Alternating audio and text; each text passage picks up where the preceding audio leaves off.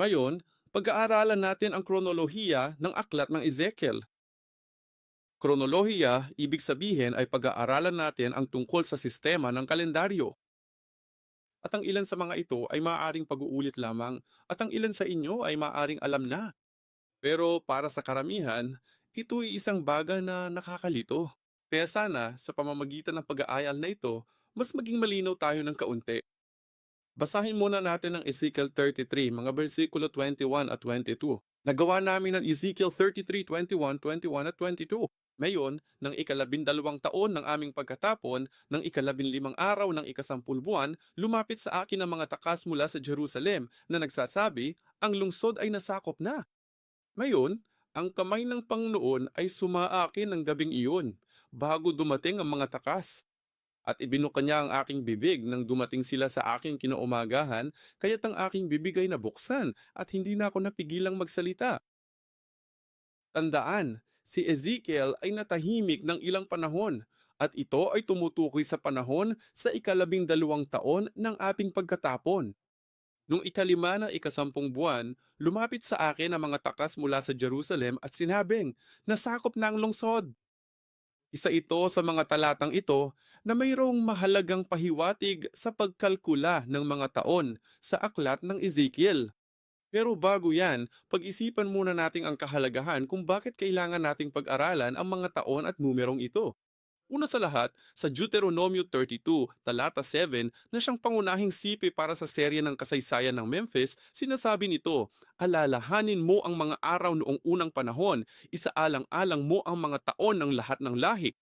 May dahilan kung bakit sinasabi sa atin ng Diyos, ito ay isang utos na nag-uutos sa atin na isaalang-alang ang mga taon ng lahat ng henerasyon. At ang kondisyon kung saan sinasabi ng Diyos ang siping ito, Deuteronomio 32 talata 7, ay kung nais mong makapasok sa lupaing iyon at tumanggap ng mga pagpapala ng Diyos, gawin mo ito. Kaya, upang makapasok tayo sa ating lupang pangako at matanggap ang mga pagpapala ng Diyos at mamuhay bilang bayan ng Diyos, kailangan muna nating alalahanin ang mga araw noong unang panahon. At pangalawa, kailangan nating alalahanin ang mga taon ng lahat ng henerasyon, hindi lamang ang mga nauunawaan ko. Yan ang isa sa mga dahilan kung bakit talagang mahirap para sa akin ng Ezekiel, lahat ng mga numero, taon at sukat na ito, napakahirap para sa akin na talagang intindihin at bigyan ng kahulugan. Pero, kaya may tendensya akong isang tabi ang mga ito at hindi na talaga subukang intindihin. Ngunit kamakailan lamang, napagtanto ko kung gaano kahalaga ang mga taong ito. Hindi lamang sa loob ng kasaysayang ito ng aking buhay, kundi sa mas malawak na pananaw ng Diyos sa kanyang kalooban, sa kanyang makalangit na kalooban. May dahilan kung bakit tayo inilagay ng Diyos sa kasaysayan, at ang kasaysayan ay mga pangyayari ng mga tao na nagaganap sa mga partikular na taon. Kaya ito ay parang isang gabay mula sa paglikha hanggang sa huling panahon. Mayroon tayong simula at waklas. At may dahilan kung bakit inilagay ng Diyos ang simulang iyon, ipinangako ang wakas. At sa pagitan ng simula at wakas, may sinusubukan ang Diyos na tuparin. Maaring ibahagi ko ng kaunti yan sa darating na linggo, ngunit may layunin ng Diyos na nais matupad sa panahong ito. At ang pag-unawa sa mga taong ito ay makakatulong sa atin na maunawaan kalaunan kung ano ang ginagawa ng Diyos. At pinapayagan tayo nito na makita ang mga pangyayari sa kasaysayan ng pagtubo sa isang tiyak na pananaw. Kaya yan ang pagpapakilala. Nagbigay ang Diyos ng bagong kalendaryo bago ang Eksodo. Kaya kapag pinag-uusapan natin ang kalendaryo, kailangan nating simulan ang pag-iisip. Simula noong ibinigay ng Diyos ang bagong kalendaryo. Exodo 12, talata 2, ang buwang ito ang magiging pasimula ng mga buwan para sa inyo. Ito ang magiging unang buwan ng taon para sa inyo. Nang palabas na ang mga Israelita sa Ehipto, sinabi ng Diyos, ito ay muling itinakda ng panahon. Ito ang unang araw ng unang buwan para sa iyo. Ngunit, sinusunod nila ang kalendaryong Ehipsyo noong sila ay naninirahan sa Ehipto. At kung makakakalkula tayo pabalik ayon sa kalendaryong ginagamit natin, Ano ang modernong kalendaryong ginagamit natin ngayon? Anong tawag dito? Kalendaryong Gregorian, di ba? Hindi naman kalendaryo ni Julian yan, di ba? Gregorian, di ba? Kalendaryong Gregorian ang ginagamit natin. At maaari nating kalkulahin pabalik para malaman kung anong taon, anong buwan, at anong araw. Noon pa man, noong lumalabas ang mga Israelita sa Egypto, ang araw ng Eksodo. Gayunpaman, sabi ng Diyos, anuman ang lahat ng iba pang mga kalendaryong ito, nais kong magsimula ka ng isang bagong kalendaryo. At ito ay nagpapahiwatig ng isang bagong simula. At sinasabi ng Diyos sa Israel nung panahon ng Exodo at sa espiritual na paraan, kapag tayo, dumarating ang panahon na sinasabi sa atin ng Diyos, ang iyong bagong araw ay nagsisimula mula sa puntong ito. Tulad ng pagsisimula ni Jesus ng kanyang ministeryo, at ito ang panahon kung kailan sinasabi ng Diyos, ngayon ay lumapit kayo at mamuhay ayon sa aking panahon. Kaya ang pamumuhay sa tamang panahon ng Diyos ay nangangahulugan na kapag sinabi ng Diyos na gumising, saka tayo gigising. Kapag sinabi ng Diyos na umalis, aalis tayo. Kapag sinabi ng Diyos na gawin ang kanyang gawain, sinasabi ng Diyos, ito na ang oras para gawin ang aking gawain.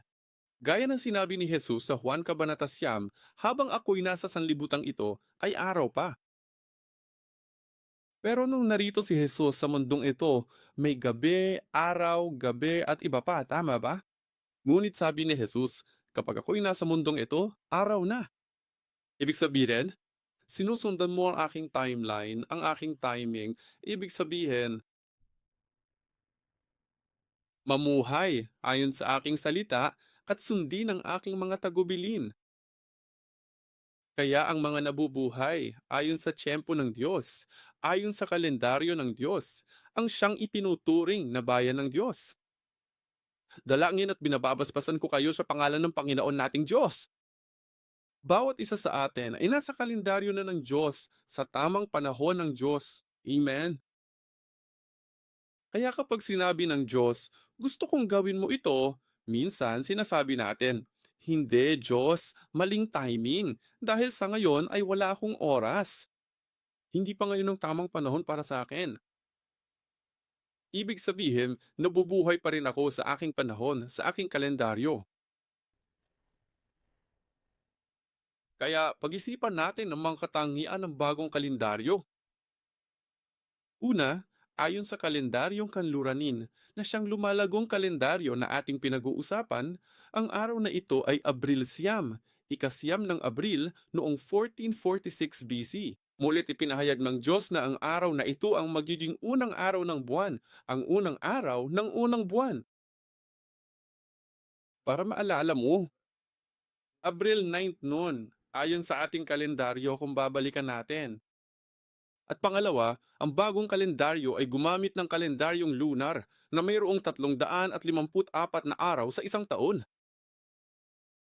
Kaya upang makasabay sa kalendaryong solar, sa pag-ikot ng daigdig at sa revolusyon ng daigdig paikot sa araw, kung susundin mo lang ang timeline at kalendaryong ito, may natitira pang oras. Kaya naman, upang maitugma sa aktwal na kalendaryong solar, kung minsan ang ikalabing-tatlong buwan na tinatawag na Adar 2 o ang pangalawang Adar ay inilalagay ng 7 beses sa loob ng 11 na taon. Kaya anong 19 hinati sa 7, hindi ito perpekto, 3 taon o 2 taon at kalahati.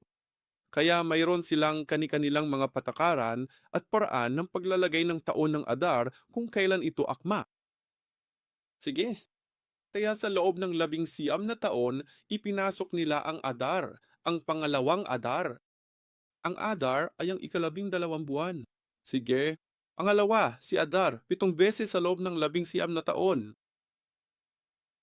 Gumamit ang mga Israelita ng dalawang uri ng sistema ng pagpepetsa na may parehong uri ng pangalan ng mga buwan. Una, para sa ating kaginhawaan, hindi ito ang opisyal na pangalan ng sistema ng kalendaryo.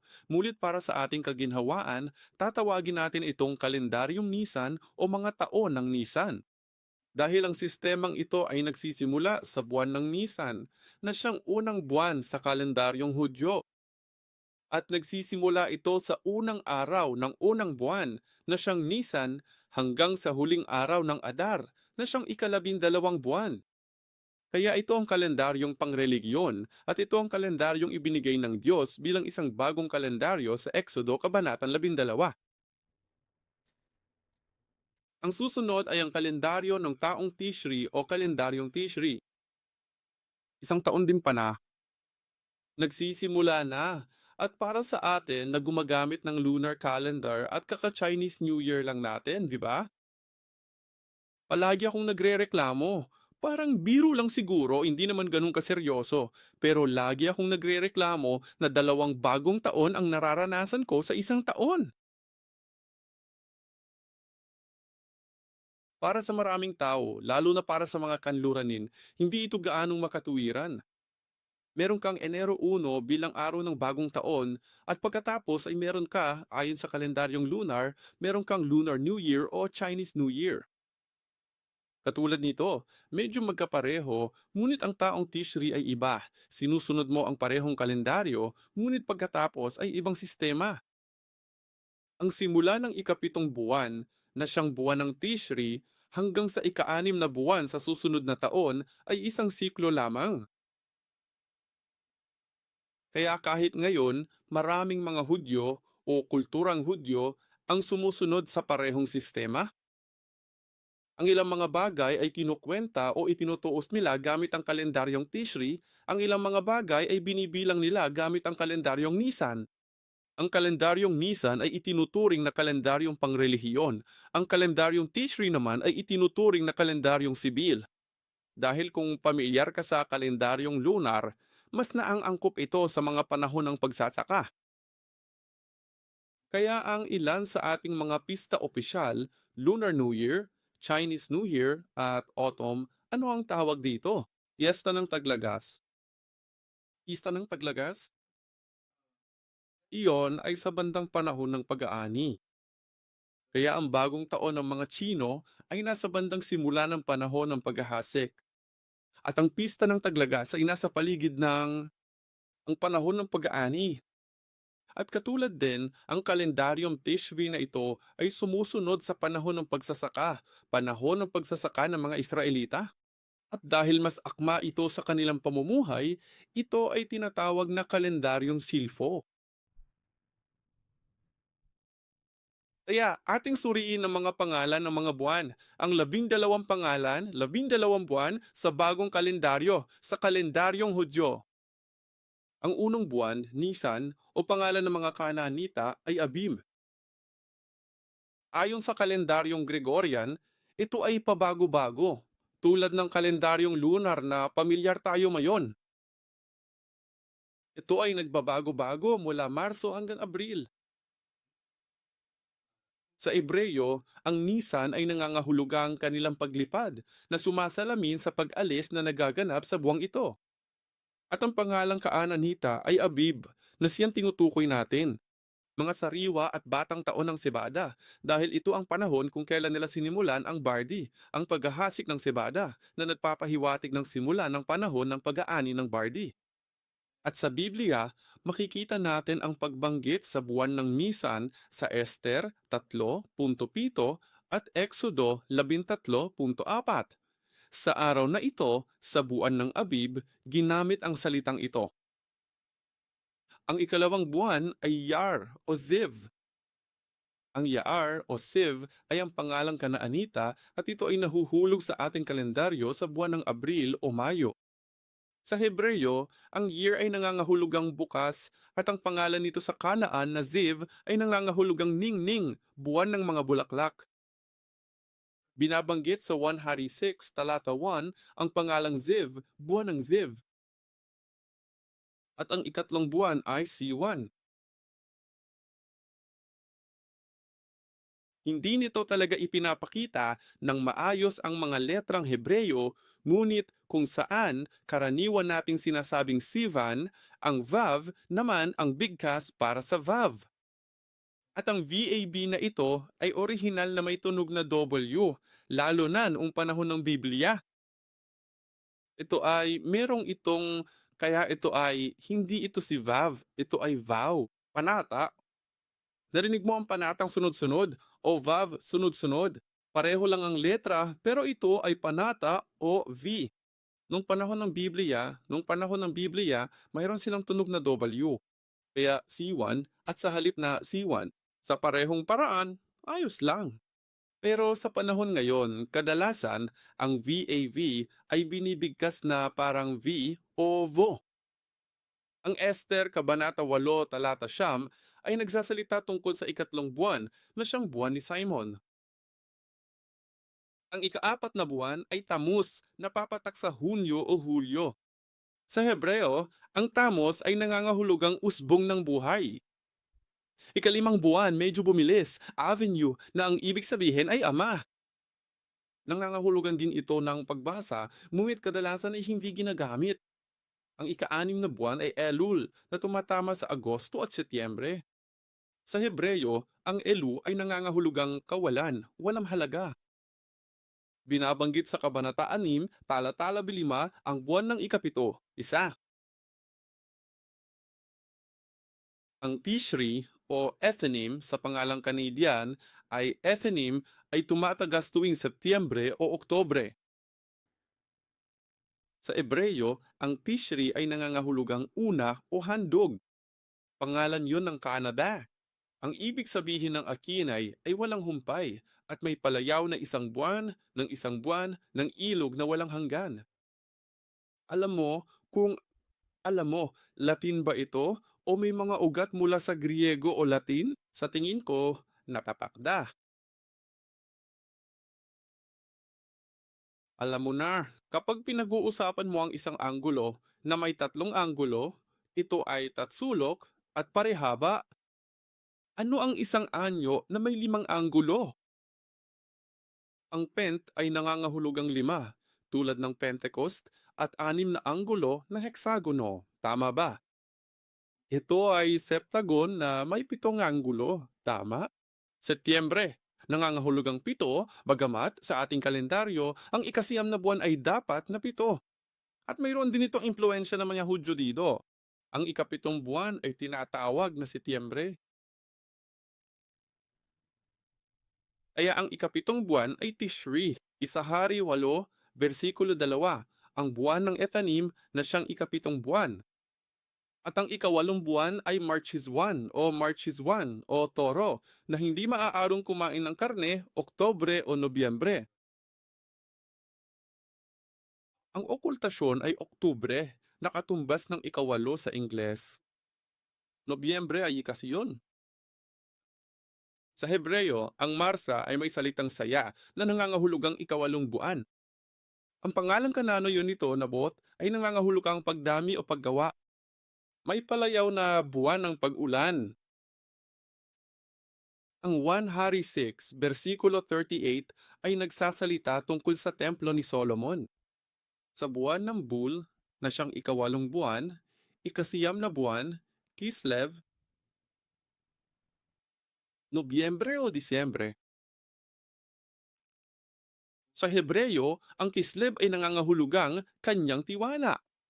Nehemias, Kabanata 1, talata 1 ng Kislev na binababay din bilang Chis, gayon din si Zacarias, Kabanata 7, talata 1. Ano bang banggit? Ikasampung buwan, dibe? Ang dekdeka ay 10 linggo, nahuhulog sa Disyembre o Enero. Sa Hebreo, ang Tebet ay nangangahulugang kabutihan, gaya ng binabanggit sa kanilang kabanatang 2, talata 16 si Tebet, ikalabing-isang buwang, Shabbat. Ang Shabbat ay nangangahulugang maliit na supling ng sanga. Zacarias 1, versikulo 7. At ang ikalabing-dalawang buwan, ang Adar ay tumatapat sa Pebrero o Marso, at iyon ang ikalabindalawang buwan. At sa Hebreo, ang Adar ay nangangahulugang maluwalhati o makinang. Iyan ang pangatlo, Kabanata 3, versikulo 7. Subukan ba natin akong tingnan ng handa? Unang buwan, ikalawang buwan, taon o ikatlong buwan. Pang-apat, Tamus, ikalima, Af, ika-6, Elul, pito, Tishri o Eperingsi, Etilin. Pang-walo, Bon, Bul o Mashiyak, pang-siyam, Kislev, 10, Debek, Debet, 11, 11,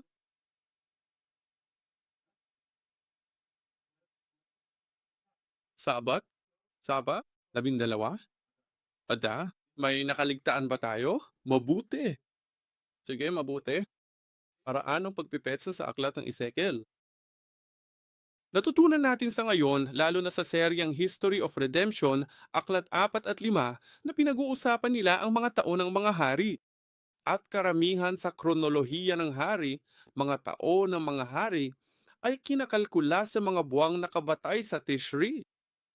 Lalo na ang katimugang kaharian ng Juda, ang mga hari ng katimugang kaharian ng Juda.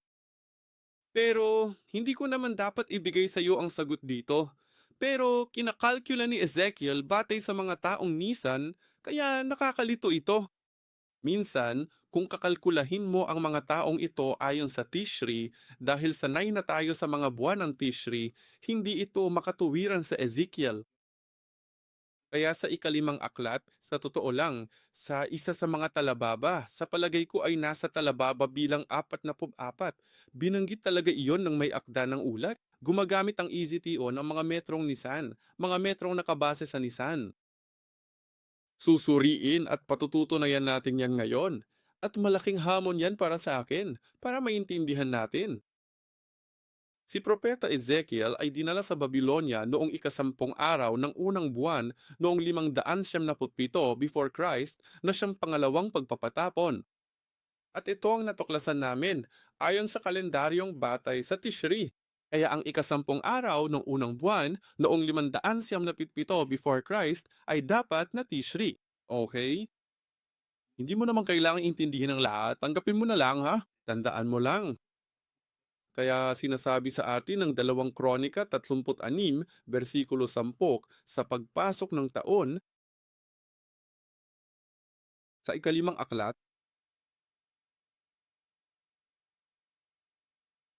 sa seryang History of Genesis, binabanggit nito ang pagliligtas na ito at binibigyang kahulugan niya ito bilang ang ikasumpong araw ng unang buwan. At gayon din ang aklat na tinatawag na ang kronolohiya ng Babylonia. Sinusuportahan din nito ang pananaw na yan. Kaya't sa pagpasok ng taon, si Haring Nebukadnezar ay nagsugo at dinala siya sa Babylonia kasama ang mga mahahalagang kagamitan ng bahay ng Panginoon. At ginawa niyang hari sa Juda at Jerusalem ang kanyang mga kamag-anak na si Sedekias. Kaya ihambing at sumangguni sa mga kronika ng Babylonia at kasaysayan ng seryang Nebukadnezar, ang ikalimang aklat ay nagsasalita tungkol dito. Ikasampung araw man o unang araw, hindi talaga mahalaga sa kalkulasyong ito. Basta't sa pagpasok ng taon, ibig sabihin, unang buwan. Sige, bumagsak ang lungsod ng Jerusalem. Ang pangalawang palatandaan dito ay ang pagbagsak ng lungsod ng Jerusalem noong ikasiyam na araw ng ikaapat na buwan noong 586 BC. Gayon din ayon sa kalendaryong batay sa buwan ng Tishri. Kaya dalawang pahiwatig. Una, tandaan, dinala si Propeta Ezekiel sa Babylonia noong unang buwan. Tuluyan ng bumagsak ang buong lungsod ng Jerusalem noong ikaapat na buwan ng taon. Ito po ang kailangan. Ay sinusuportahan ng dalawa, Hari 25, 3 hanggang 4. Nang ikasiyam na araw ng ikaapat na buwan, ang tagutom ay napakatindi sa lungsod, kaya't walang pagkain para sa mga tao ng lupain at ang lungsod ay nasira. At matalo online? Pangatlong palatandaan. Pagkalipas ng 6 na buwan, sa ikalimang araw ng ikasampung buwan noong 585 BC, dumating sa Babylonia ang mga takas mula sa Jerusalem at lumapit kay Ezekiel. Binuka ng Diyos ang bibig ni Ezekiel ng panahong iyon At sa panahong iyon ay lumapit sila sa kanya. Iyon ang ikalabing-dalawang taon mula nung pagkatapon at iyon ang pamunahing sipi ngayon. Ngayon, sa ikalabing-dalawang taon ng aming pagkatapon, sa ikalima ng ikasampung buwan. Ang mga takas mula sa Jerusalem ay lumapit sa akin na nagsasabi, ang lungsod ay nasakop na. Ngayon, ang kamay ng Panginoon ay sumaakin ng gabi bago dumating ang mga takas at ibinuka niya ang aking bibig ng panahong iyon. Lumapit sila sa akin kaninang umaga, kaya't nabuka ang aking bibig at hindi na ako napigilang magsalita. Ngayon, batay sa tatlong mahahalagang pahiwatig na ating nakita, ating susuriin at pag-iisipan ng mabuti ang dalawang magkaibang opsyon na maaari nating piliin. Ngayon ay isa-isa nating tingnan ang mga ito ayon sa sumusunod na detalye. Kalendaryo ng Tishri at pangalawa, tingnan natin ang mga taong ito ayon sa kalendaryong Nisan.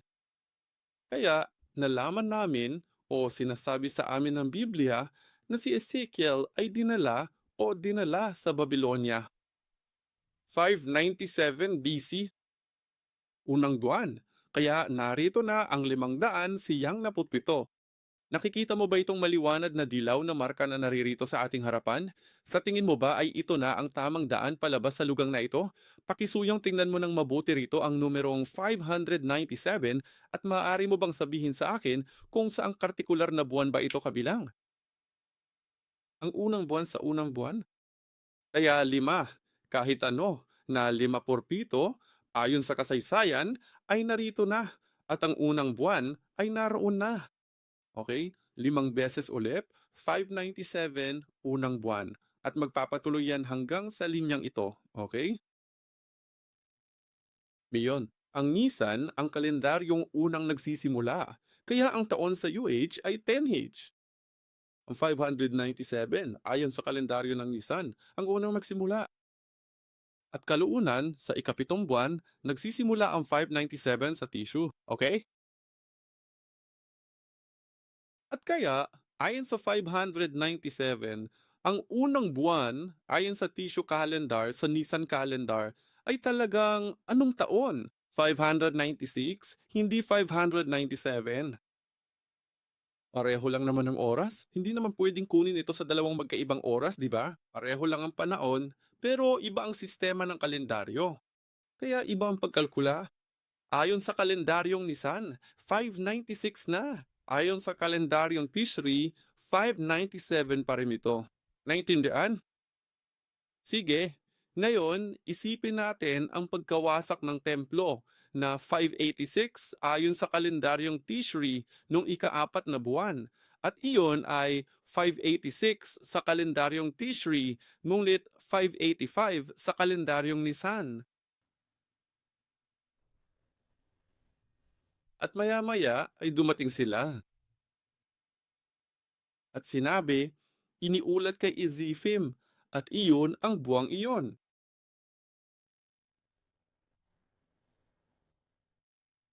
Ikasampung buwan. Kaya ang ikasampung buwan mula rito ay ang ika-4 na buwan. Ito ang ikasampung buwan. Okay. Pagkalipas ng 6 na buwan, dumating ang ikasampung buwan. Pero dahil ayon sa kalendaryong Tishri, kapag naging ikapitong buwan, nagbabago ang taon. At kaya nga ito ay 585 ayon sa kalendaryong Tishri.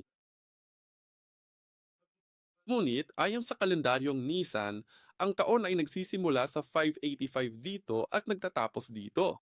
Kaya ang parehong pangyayari ay naganap noong 585. Ang palatandaan ay, sabi nito, ikalabing-dalawang taon yon. Kaya kung bibilangin mo mula rito, dahil ito ang panahon kung kailan dinala si Ezekiel sa Babylonia. Hanggang dito, ilang taon na ba yan? Ibig sabihin, ang 597 hanggang 587 ay 11 taon, inklusibong paraan ng pagkalkula. 12, 13 taon. Kaya hindi, ginagawa nitong mali ang talatang ito. Pero dito, kung titingnan natin ayon sa kalkulasyon ng Nisan, ito ay 596 ayon sa kalkulasyon ng Nisan. kalendaryo kung kailan nasakop ang Ehipto. Kaya, mula rito hanggang sa ulat, ang 596 hanggang 586 ay 11 taon, inklusibong paraan ng pagkalkula. Naintindihan mo, di ba? Hindi 10 taon, kundi 11 taon. Eh, dapat ba nating kung sakaling hindi mo maintindihan ang ibig sabihin nun? Kasama ang 596, 596 ang unang taon. 595,594,000, 593,000, 592,000, 591,000, 595,000, 899, 588, 595, 594, 593, 592, 591, 590, 589, 588, 587, 586. 11 taon na yun. Ginagawa ko ba ko? Alam mo kung bakit ko ginagawa to? Dahil hindi ka wala, naiintindihan ko. Hindi mo ba talaga maintindihan o gusto mo lang talaga? Sige, kaya ang 585 ay 12 taon. At dahil dito, ang talatang ito ay magkaroon ng katuturan. Kaya mula rito makikita natin na ang aklat ni Ezekiel ay isinulat ayon sa at tinitingnan ang mga taong ito ayon sa kalendaryong Nisan. Kaya noong mga taon ng Tishri, magbalita ng pagbagsak ng Jerusalem ay dumating noong ika-13 taon ng pagkatapon. Tuwing mga taon ng Nisan, ang balita ng pagbagsak ng Jerusalem ay dumating noong ika-12 taon ng pagkatapon. Kaya naman, makikita natin na hindi ginagamit ng aklat ng Ezekiel ang mga taon ng Tishri, kundi ang mga taon ng Nisan na mula noong medieval. Gayunpaman, dahil sa buong kasaysayan ng pagtubos, isinulat ng serye ang mga taon ng pagpapatapon sa Babylonia sa mga taon ng Tishrei. Binago rin ng serye ang kronolohiya ng aklat ng Ezekiel sa mga taon ng Tishrei. Kaya sa ika-11 aklat, lahat ng mga taong ito ay ginawang mga taon ng Tishrei. Kaya mayroong pagkakaisa, mahahaladang taon sa aklat ng Ezekiel. Si Propeta Ezekiel ay aktibo sa loob ng 23 taon ayon sa inklusibong pagtutuos mula 573 before Christ hanggang 571 BC. Ang ekspresyong sa susunod na taon ng pagkatapon ay lumitaw ng 13 beses sa aklat ni Ezekiel. At ang mga petsang ito ay nasa mga taon ng Nisan at sa makatuwid maaari natin itong i-convert sa mga taon ng Tishri gaya ng sumusunod. Sige, kumuha ka muna ng litrato diyan. Siguradong hindi ko naman yan iwawala kahit kailan. Kaya naman sa madaling salita, ganito ang nangyayari. Sabihin natin halimbawa sinasabi sa Ezekiel 1:2 ang ika-5 taon, ika-4 na buwan, ika-5 araw. Noong mga taon ng Nisan, 592. Ngunit noong mga taon ng Tishri, ito ay 593. Nakita natin ang halimbawa rito. Kailan? Noong panahong iyong.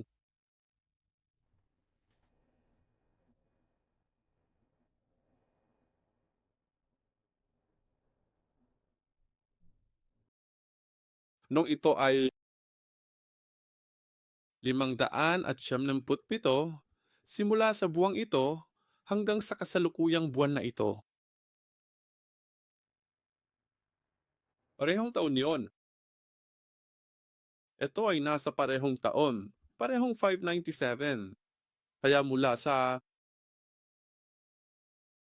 ikapito hanggang ika-12 buwan, kung ito ay mula ikapito hanggang ika-12 buwan, iyon ay ang parehong taon, Tishri man o Nisan. Ngunit kung ang kaganapan ay nasa pagitan ng unang buwan at ika-6 na buwan, depende yan sa kung saan. Ang premier, ang premier. Ayon kay Fisher, ito ay 597, ngunit ayon sa Nisan, ito ay 596. Ganun ito kinakalkula. At ngayon, dahil ito ang ika-4 na buwan ng ating taon, Dahil ikaapat na buwan na, unang 6 na buwan, magkaiba na ang mga taon. Pero halimbawa, ikasampung buwan, kapag ikasampung buwan na, pare-pareho lang ang mga taon. Mga prinsipyo ng pagbibilang ng mga taon, ito ang ipinaliwanag ko lang. Isang taon ang pagkakaiba sa pagitan ng mga instant years at tissue years kapag ang kaganapan ay nasa pagitan ng una at ika-6 na buwan. Para sa mga pangyayaring nagaganap sa pagitan ng ikapito hanggang ika-12 buwan, ang mga taon ay pareho.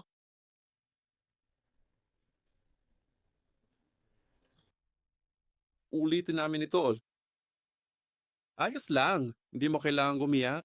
Hindi mo kailangang magalit pag uwi mo yung gabi kung hindi mo ito natanggap. Pero kunin mo ang konklusyon ito. Tandaan mo ito. Diyos man o ang mga may akda, ang Diyos ang may akda ng Bibliyang ito. Ang pananaw ng Diyos ang pinakamahalaga. Mahalaga sa pagbilang ng mga taon sa Biblia. Depende ito sa kung ano ang ginagamit ng otor. Halimbawa, ginamit ng may akda ng Ezekiel ang perspektibo ng misan. Ginamit ng may akda ng mga hari ang pananaw ni Tishri. At depende sa pananaw na iyon, ang kahalagahan ng kahulugan ng Biblia at ang mga pangyayari ay nagiging medyo naiiba. Kaya ang kailangan nating matutunang gawin sa pagbabasa ng Biblia ay subukang tingnan ito mula sa pananaw ng tao, hindi mula sa pananaw ng tao. Hindi ito ang aking pananaw, kundi mula sa pananaw ng Diyos. Isaiah 35:8 at 9. Sapagkat ang aking mga pag-iisip ay hindi ninyo mga pag-iisip o ang inyong mga lakad ay aking mga lakad, sabi ng Panginoon. Sapagkat kung ang langit ay mas mataas kaysa sa lupa, gayon din ang aking mga pamamaraan ay mas mataas kaysa sa inyong mga pamamaraan, at ang aking mga pag-iisip kaysa sa inyong mga pag-iisip. Kaya sa ginawa natin, hindi natin talaga masasabing, wow, paano iyon naangkop sa akin? Paano yun naging napakahalaga sa pag-unawa sa sisi? Pero kapag mas pinag-aralan pa natin ito ng mas malalim, naniniwala akong makakagawa ito ng pagbabago. Panghuli, gagawin at tatapusin natin ito. Kaya sana pagpasensyahan mo na ako. Naniniwala akong ito ang pinakamahalagang mensahe sa pag-aaral natin ngayon. Pinaghahambing namin dito ang Nissan, T3 at Gregor Landkamp. Anong mauuna? Sa ang kalendaryo unang nagbabago ang taon? Pinalitan muna ng Nissan, T3, at pagkatapos ay ang kalendaryo ni Gregor Landkamp. Okay, at makikita mo, Nisan, ito ang buwan ng Nisan, iyan ang simula nito. Okay, ang buwan ng Tishri, simula rito, okay? At ang kalendaryong Gregorio, dito nagsisimula ang Enero. Naiintindihan mo naman itong chart, di ba? Oo, oo, bilisan natin at tapusin na natin ito. Oo,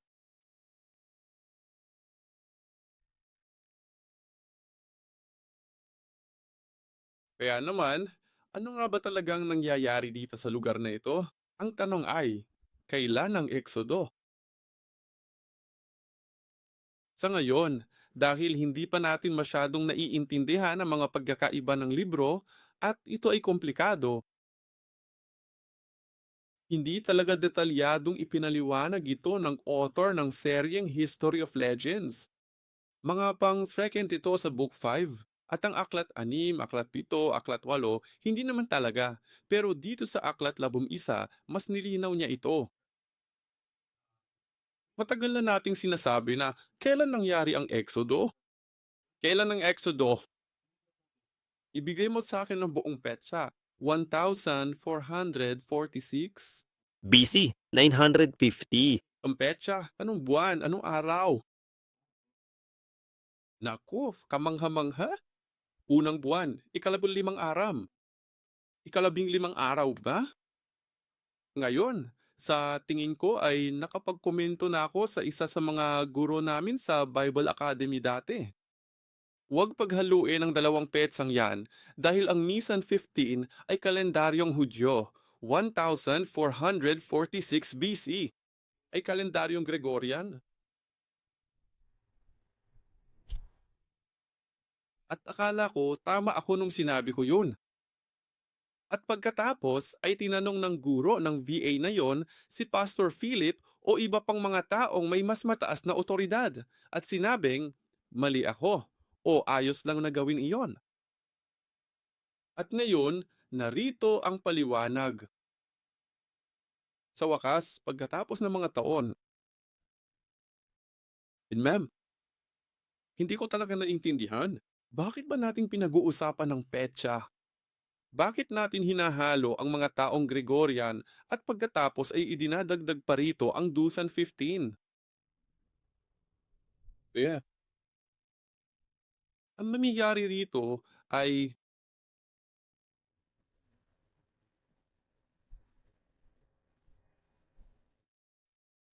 laganap ito.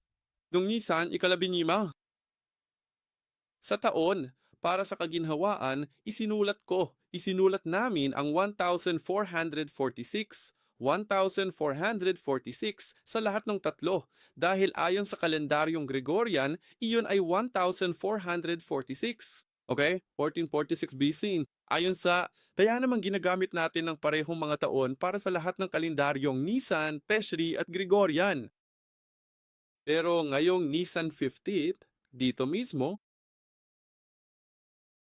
ayon sa kalendaryong Gregorian, ay ikadalawamput-tatlo ng Abril. Ito ang ikadalawamput-tatlo Abril. Para sa parehong kalendaryong Hudyo, parehong sistema, ito ay Nisan 15. Kaya narito ito at narito na. Ang kaibahan ay, kung ang sistemang Nisan lang ang titingnan mo, itong paraan ng pagkalkula ng Nisan, ito ay 1445 BC. Depende kung aling kalendaryo ang tinutukoy mo. Ayon sa kalendaryo ng Nisan, ito ay Nisan 15 noong taong 1445. Kung ang pinag-uusapan natin ay ang tissue calendar na matagal na nating pinag-uusapan, 1446, Nisan 15 ang huling taon. Ayon sa kalendaryong Gregorian, ang taon ay Abril 23, 1446. Kaya naman karaniwang sinasabi lang natin na Nisan 15th, 1446, ngunit kailangan nating maunawaan na ito ay ayon sa kalendaryong batay sa Tishri. Ngunit sinasabi ng ilang iskolar o ng ibang mga aklat na 1445 BC ay ang taon ng pagalis. Yon ay dahil dapat silang magkalkula ayon sa kalendaryo ng Misan. Pero ayon sa kalendaryo ni Gregory, kung titingnan natin muli ayon sa kalendaryo, ang modernong kalendaryong ginagamit natin, ang solar calendar, ito ay 1446 BC. Muli, ang pag-aaral ngayon ay hindi ang paborito ko, hindi ang paborito ninyo, kundi isang bagay na kailangan nating pag-aralan kahit isang beses at ilagay sa ating mga isipan. At amin. At saka, sana, maging isang mahusay na kasangkapan ito para makalkula natin ang mas mahahalagang unibersidad. Yun lang. Mahal na Ama sa Langit, maraming salamat po sa pagbibigay sa amin ng panahong ito upang pag-isipan ng mga taon ng lahat ng henerasyon at ama. Bagamat, dahil sa ating kakulangan ng pag-uunawa, maaaring hindi natin alam kung saan ito kapakipakinabang. Ngunit una sa lahat, idinadalangin namin na pahintulutan mo kaming makapasok sa iyong panahon. Tulungan mo kaming mamuhay ayon sa iyong panahon. At Amar, dalangin din namin na kapag binabasa natin ang Biblia, kapag tayo ay nakakaintindi, sikaping unawain ang Biblia. Kung gayon ay maaari naming matanggap ang iyong mga mata, ang iyong pananaw, ang iyong banal na espiritu upang makita namin ang mga bagay-bagay ayon sa kung paano mo nais na makita namin. Tulungan mo kaming wag pilitin ng Biblia na umayon sa aking sitwasyon, na umayon sa aking argumento at mga pananaw. Bagkus, tulungan mo kaming iakma ang aming mga sarili upang umangkop sa iyong pananaw. Para makita talaga natin ang katotohanan. Ama, dalangin namin na bigyan mo kami ng karunungan at pangunawa habang patuloy naming binabasa ang aklat ng Ezekiel. Dalangin namin yan. Kung paano kinuha mo si Ezekiel at ipinakita sa kanya ang mga pangitain ng langit, dalhin mo rin kami sa iyong kaharian at tulungan rin kaming makita ang iyong sa spiritual na mundo. Tulungan mo kaming makita at maunawaan ang iyong kalooban at tulungan mo kaming tunay na maunawaan ang iyong plano para sa aming buhay, sa aming simbahan at para sa panahong ito. At Ama, tulungan mo kaming makita ang kahariang iyon, ang bagong Jerusalem, ang templo ni Ezekiel upang matagpuan namin ang tunay na pag-asa at tulungan kaming matanggap ang iyong bihaya. Hinihiling namin ang lahat ng ito sa pangalan ng aming Panginoong Heso Kristo. Nagpapasalamat kami sa iyo. Amen.